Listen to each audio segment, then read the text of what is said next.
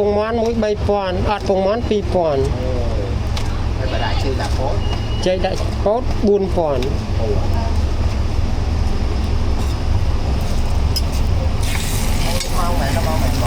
ខ្ញុំលក់ដល់ម៉ោង4ល្ងាចដល់ម៉ោងមិន10យប់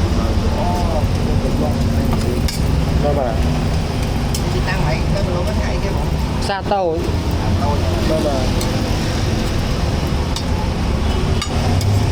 ហើយបានឆ្នាំហ្នឹង ខ្ញុំលក់7ឆ្នាំហើយ អបស្តាយហ្នឹងណា បាទស្ដាងចឹងបានចិនល្អ ល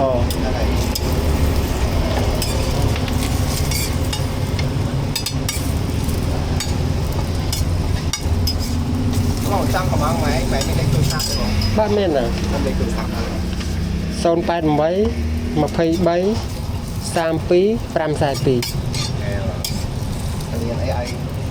យើងទេមកកក់បនបាន បាទបាទ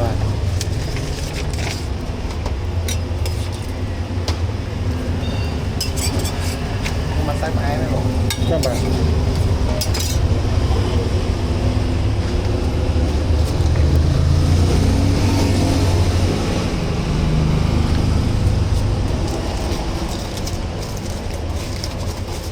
គាត់ហ្នឹងគេថា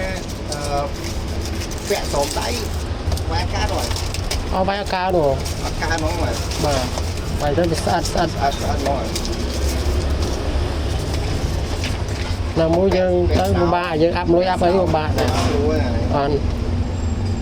តែស្អាតស្អាត